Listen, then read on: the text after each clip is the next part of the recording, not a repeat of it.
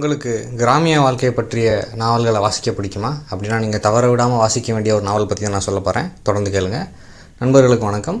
இந்த பாட்காஸ்ட்டில் மராத்தி எழுத்தாளரான வெங்கடேஷ் மாட்குல்கர் அப்படின்ற எழுத்தாளர் எழுதின பங்கர்வாடி அப்படின்ற நாவல் பற்றி தான் நான் சொல்ல போகிறேன். இந்த நாவலை ஜெயமோகன் அவர்கள் இந்திய பெருநாவல்களில் ஒன்றுன்னு சொல்கிறார். இந்திய இலக்கியத்தில் வெவ்வேறு மொழிகள் எழுதப்பட்ட சிறந்த நாவல்களை பற்றி அவர் ஒரு புத்தகம் எழுதியிருக்காரு, கண்ணீரை பின்தொடர்றதுன்னு சொல்லிட்டு. அதில் இந்த நாவல் பற்றி எழுதியிருக்காரு. அதே போல் எஸ் ராமகிருஷ்ணன் அவர்களும் இந்த நாவலை பற்றி எழுதியிருக்காரு. கண்டிப்பாக வாசிக்க வேண்டிய நாவல் அப்படின்னு சொல்லியிருக்காரு. இந்த நாவல் எழுதி வெளியிடப்பட்ட வருடம் 1958. இந்த நாவலை எழுதின வெங்கடேஷ் மாட்குல்கர் நிறைய எழுதியிருக்காரு. இந்த நாவல் அவரே ஆங்கிலத்தில் மொழிபெயர்த்திருக்காரு. ஆங்கிலத்திலேருந்து பல படைப்புகளை மராத்திக்கு மொழிபெயர்த்திருக்காரு. திரைத்துறையிலையும் பணியாற்றிருக்காரு. இந்த நாவலை தமிழில் மொழிபெயர்த்தவர் யார் அப்படின்னா, முள்ளும் மலரும் அப்படின்ற நாவலை எழுதின உமாச்சந்திரன் அவர் தான் அதை மொழிபெயர்த்திருக்காரு. நீண்ட வருடங்களுக்கு பிறகு நேஷ்னல் புக் ட்ரஸ்ட் இந்த புத்தகத்தை மறுபதிப்பு கொண்டு வந்திருக்காங்க. புத்தக கண்காட்சிகளில் நீங்கள் இதை வாங்கி படிக்கலாம். இது ஒரு ஃபர்ஸ்ட் பர்சன் நேரட்டிவ். இந்த நாவலோட மைய கதாபாத்திரம் தான் அந்த கதையை சொல்கிறாரு. கதை சொல்லியோட பேர் நமக்கு அவர் நேரடியாக சொல்கிறதே இல்லை. நான் இன்னார்னு அவர் சொல்கிறதே இல்லை. அதாவது அவரோட பேரை சொல்கிறதில்ல. அவர் 8ஆம் வகுப்போ 10ஆம் வகுப்போ வரை படித்த ஒரு இளைஞர், 20 வயசுக்குள்ளே தான் இருக்கும். அவருக்கு பங்கர்வாடி அப்படின்ற கிராமத்தில் ஆசிரியராக பணியாற்றக்கூடிய வாய்ப்பு கிடச்சி அவர் அந்த ஊருக்கு வர்றதெல்லாம் அந்த நாவல் ஆரம்பிக்குது. நாவலோட ஒன்லைன் சொல்லணும் அப்படின்னு சொன்னால், இது ஒரு இடையர் கிராமத்தோட எழுச்சியும் வீழ்ச்சியும் சொல்லலாம். கதை இந்தியா சுதந்திரம் பெறுவதற்கு முந்தைய காலகட்டத்தில் நடக்குது. அங்கே உள்ள கிராமிய மக்களுக்கு சுதந்திரம் போராட்டம் பற்றி எந்த செய்தியும் சேர்ந்ததாக தெரியல. அவங்களுக்கு கல்வியின் மேலே அக்கறையும் இல்லை. வாத்தியாரும் ரொம்ப எங்கானவர் அப்படின்றதுனால அவரை பெரும்பாலும் ஒருமையில் தான் அழைக்கிறாங்க. அந்த ஊரில் உள்ள பெரிய மனிதர்கள் இவரை என்னல்ல வாத்தியார் அப்படின்ற மாதிரி தான் இவரை பேசுகிறாங்க. பட் இவருக்கு கோபம் வந்தாலும் அவர் பொறுத்துக்கிறார். அங்கே உள்ள மக்களோட மனசில் இடம் பிடிக்கணும் அப்படின்றதுனால நிறையா கசப்பான ஆரம்ப கட்டத்தில் அவருக்கு ஏற்பட்ட நிறைய கசப்பான அனுபவங்களை பொறுத்துக்கிறாரு. அந்த மக்களுக்கு கல்வி மேலே அக்கறையே இல்லை, ஆர்வமே இல்லை அப்படின்றதையும் புரிஞ்சுக்கிறார். கொஞ்சம் கொஞ்சமாக அவங்க மனசை மாற்றுறதுக்கு அவரால் முயற்சிகள் எடுக்கிறார். அந்த கிராமத்துக்கும் ஒரு சின்ன இடத்த கொடுத்து பள்ளிக்கூடம்னு ஒரு கூரை கட்டணம் தான் இருக்குது. அப்படி ஒன்று ஏற்பாடாக இருக்குது அப்படின்றது அவருக்கு தெரிய வருது. அதுக்கு முன்னாடி அங்கே ஆசிரியர்கள் நீடித்து நிற்கலை. கொஞ்ச நாள் இருக்கிறாங்க, அப்புறம் ஊர் விஷயங்கள் எல்லாம் தலையிடுறாங்க, அப்புறம் அதனால் வரக்கூடிய பிரச்சனைகள், அப்புறம் ஊரை விட்டு போயிடுறாங்கன்ற மாதிரி தான் அந்த ஊருக்கு ஆசிரியர்களோட நிலைமை இருந்திருக்கு. இவர் ஒரு மாற்றத்தை உண்டு பண்ணணும்னு நினைக்கிறார். அவர் வயதிற்கே உரிய வேகம். அப்போ கொஞ்சம் அங்கே ஊர் மக்கள்கிட்ட பேசுகிறாரு. பிள்ளைங்களை படிக்க அனுப்புங்கன்னு சொல்லி கேட்குறாரு. கொஞ்சம் கொஞ்சமாக முயற்சி பண்ணுறார். ஒருத்தர் 2 பேராக மாணவர்களை அங்கே பள்ளிக்கு எடுத்துகிட்டு வர்றதுக்கான ரொம்ப பயங்கரமாக பாடுபடுறாருன்னே சொல்லலாம்.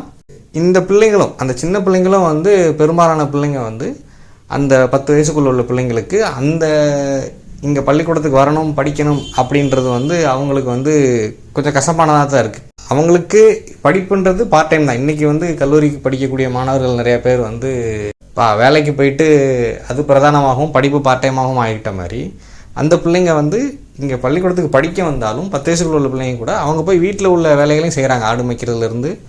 அப்படியே அந்த பிள்ளைங்க தொடர்ந்து படித்தாலும், நல்லா படித்தாலும், அந்த பெற்றவங்க 7ஆம் வகுப்பு அல்லது 8ஆம் வகுப்பு பிறகு ஒரு உயர்நிலை பள்ளிக்கு வேறு ஒரு ஊருக்கு அனுப்புறதுக்கு அவங்க தயாராக இல்லை. இந்த கதை சொல்லி கிட்டத்தட்ட 100கணக்கான வருடங்களாக எந்த மாற்றமும் இல்லாமல் இருக்கக்கூடிய ஒரு கிராமிய வாழ்க்கையில் அது அப்படியே நிலைத்து விட்ட பாறாங்கல்லாகவே ஆகிவிட்ட ஒரு கிராமிய வாழ்க்கையில் தான் கற்ற கல்வியை கொண்டு அதை அடித்து உடைக்க முயற்சி பண்ணுறாரு. ஒரு சின்ன மாற்றத்தையாவது அந்த கிராமத்தில் உண்டு பண்ணணும் அப்படின்னு சொல்லி நினைக்கிறாரு. அவரோட தொடர் முயற்சிகளில் அவருக்கு ஏற்பட்ட வெற்றிகள், தோல்விகள், அவர் சந்தித்த சவால்கள், மாற்றங்கள் தான் அந்த நாவல் அப்படின்னு சொல்லலாம்.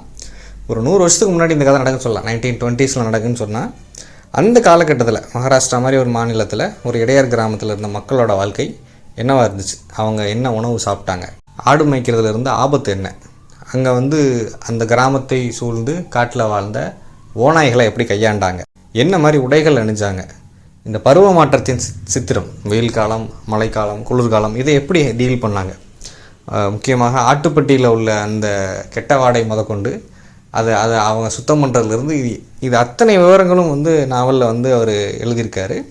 அந்த பெரும்பான்மை இடையர் கிராமத்தில் உள்ள மற்ற சிறுபான்மை மக்கள், வேறு மதத்தவங்க இல்லை, பட் சின்ன சின்ன திருட்டுகளை மட்டுமே செஞ்சு வாழ்கிற சில குடும்பத்தினர் இருக்காங்க.